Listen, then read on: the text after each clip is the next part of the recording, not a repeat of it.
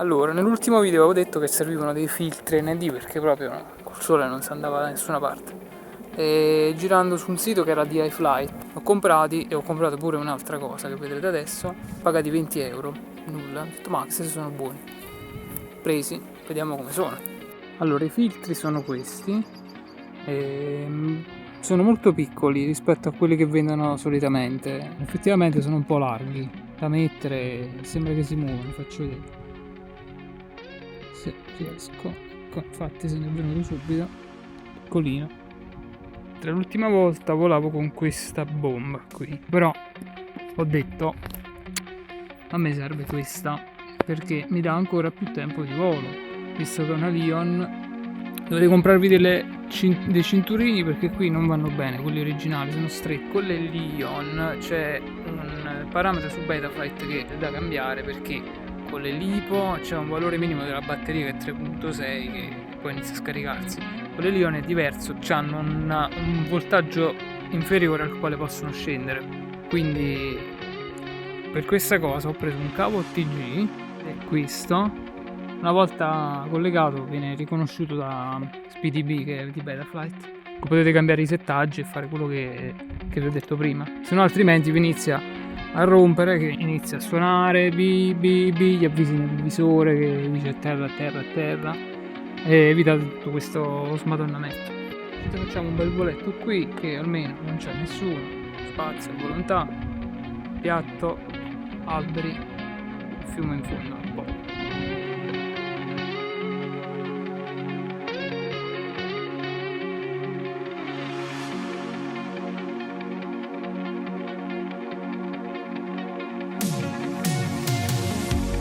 Avevo volato col GSPV, cioè una cosa che già conoscevo. Non credo che andrò più di tanto lontano perché sono un po' in basso, dovrei salire troppo. Comunque rimango in zona, nel raggio di 1-2 km, 1,5 km, in modo tale che riesco a stare a un'altezza normale.